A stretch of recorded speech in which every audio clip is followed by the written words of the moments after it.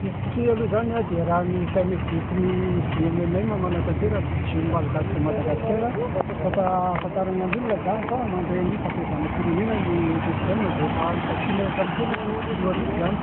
Eo anatin'izany nefa zany a tsy nampatahivina fa misy a gadra politika indrindra ireo miaramila zao a dia mbola migadra ny raha politika ana Samorana enitra efa misatra amin'ny enitsona ireo migadra any. Isan-daniny koa miatsesika amin'ny politika rehetra rehetra tanteraka dia anaovanay antso andrikisina rehetra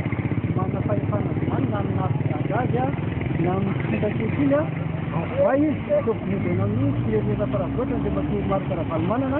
rehetra izay mbola any ivelany dia ozy a dia mifafana malalaka ahafahantsika zany a miresaka malalaka fanajana fankasiavana fa zay no tena fampantsiana haingana amin'ilay voty fampezana firenena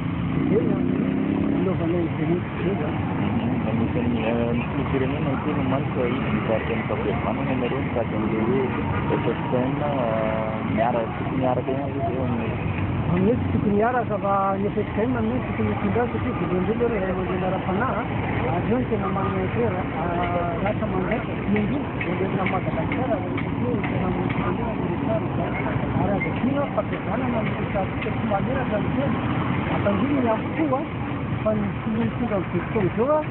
takana miaraka tamin'io fanovana fampezana tamin'ny maneraka zany avalana na politika mizara amin'ny fanjakana dia zanatanteraka manampy ara-fiadatera miara-vola miara-fitaovana miara-fiarivana rehetrarehetra natanterahana io fa raha mandeha fotsiny voky ny mampania efa misy dia antsona koa tamin'ny fiainana tamin'ny tena mety fiariva mitarina mifatana zao dia tsy fandeha fanitarana zay.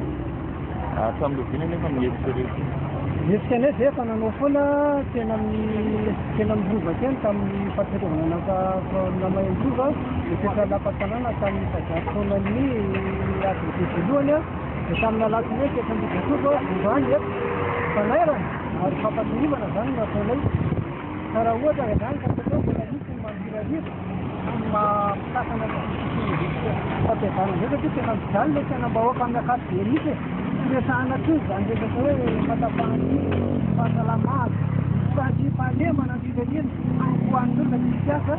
ary indrindrandrindra tsika varina ny savovita keto nefa le vahiny mangalatra ny arenatsika tena amina lavo isanazy vovoketo nefa le malagasy eo ka raha mbola misy olona mitady andrindrandrindra fanatanterahana zany a dia tena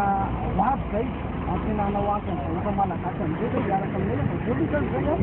tsy miabesan'olona dia zakan'olona figarana eo famarinana famarinana kasarika manakazy amatsikonefa zay marakarakarana taminy eny izy a izy fomba fahirevana azy fanafandiko anaty fanajana aveo le gadatsika fa mijaly izy anaty andro ketiny hevitra eo raha zay miara-mila ohatranareo nareo rahalahy miara-mila zany anaovana